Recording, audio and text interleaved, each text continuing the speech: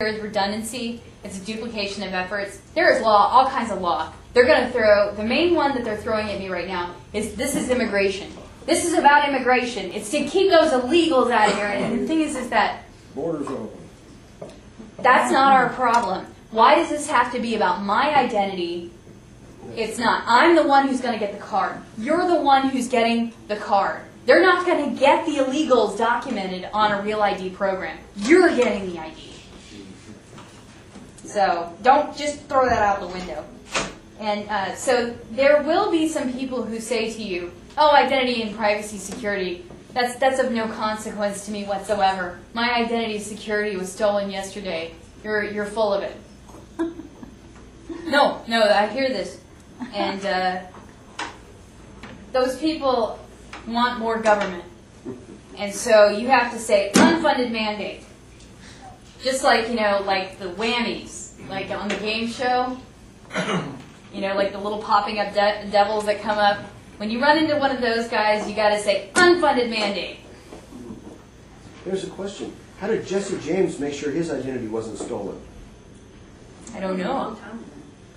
He didn't have a plastic card or paperwork with a bunch of stuff on it for people to steal and counterfeit. I mean, that's what I'm talking about. That's a silly question. It's a silly example. But you see, if you didn't have all this, your identity database all over the globe, then it wouldn't be stolen. You're right. Well, the other part is that they couldn't make the money from the information racket. Yeah, and they really want to do just what they want. Really they want to control everything. Yeah, there's an illusion and a delusion of control here. I have your picture. Their side is already set up. All they're doing is trying to get us to have an ID so that they can pay us. But they already have all the information on you or me. It's there. Can't we just review? You contact the AFL-CIO and you tell them your story and you tell them that you don't want to deal with TWIC. You don't want if you and your wife do not want to deal with TWIC, you call the AFL-CIO and you tell them. You tell Becky Moeller up there, the president of the AFL-CIO, I don't want to deal with this TWIC card. I don't know what you got to do, but the truckers and the transport workers are not happy. They pay a lot of money for these IDs and they're done. They're sick of it. So you don't have to accept it. 3,000 persons that were enrolled. If she doesn't accept it, she doesn't have a job. I understand that, and that's a really bad position to put you in. Yeah. Okay, but you're actually in the position we're going to be on. So if you don't believe that it can happen, how many people are in this room? What, 30? Yeah. Okay, and 1 out of 30 people, he's already dealing with the fruit of this Real ID policy or this crap policy that we're staring down. And what does that sound like to you? You can't hold a job without the ID card. You can't buy anything without the ID card. Sounds like something from like Revelations. Yeah. Well, THX. The question that I I've have known is, this for years. so what is it exactly? I mean, like just kind of summarize. What is it that you can do about this? Well, down here, if you got a pamphlet, basically adopt your own version of a look but don't touch policy. If you have to go in to renew your license, and we'll help you with this. Right now, Texas, I know that there was a rule that says that you have to show your social security number and they have to take an image picture of it. Oh yeah, they do. Fine. Okay, we're going to try to change that. Because they made me, I came in to renew mine, and they wouldn't give me a new one because I didn't have my social security card. That and needs I didn't to know where change. it was. It was just a That hadn't fiasco. been very many years that they had. So I found something with my social security number on it, like an old medical thingy. Mm-hmm. And I started getting it. I mean, it was ridiculous. I could not get a driver's license. How long ago has that been? It's been within the year. Okay, I think now they've relaxed that again. No, I talked to Chief Judy Brown today, and she said, we need a social security number. No, I pulled up the I didn't flag. give them one. When they tried to do mine, I had a flag on mine. They didn't They would not give me my My license expired in August.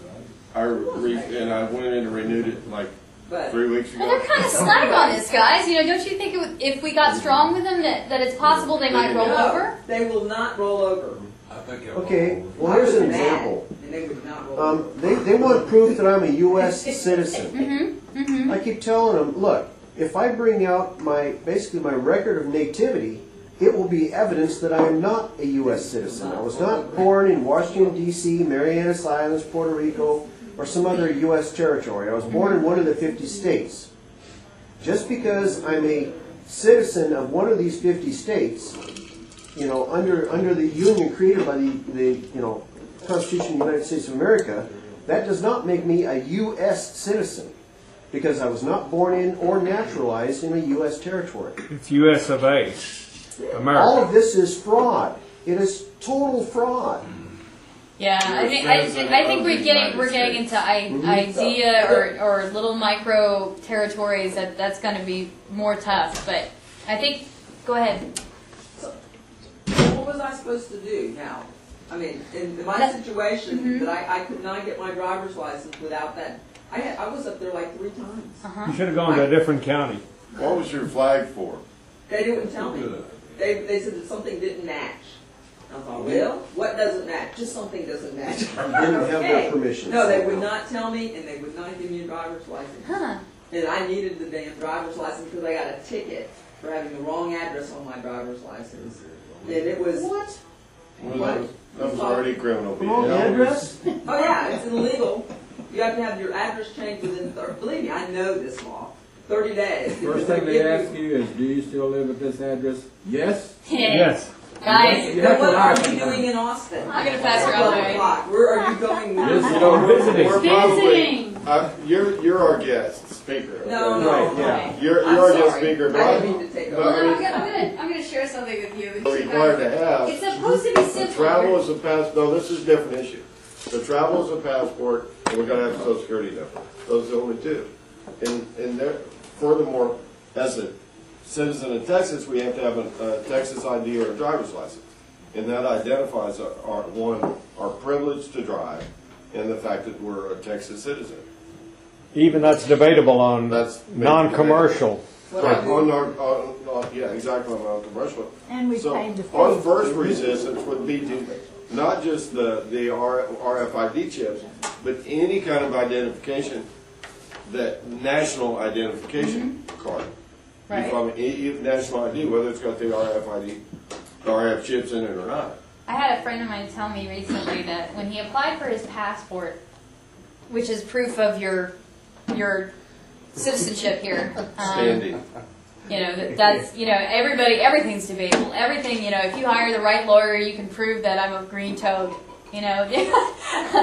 there is, but anyways, they sent him a passport card.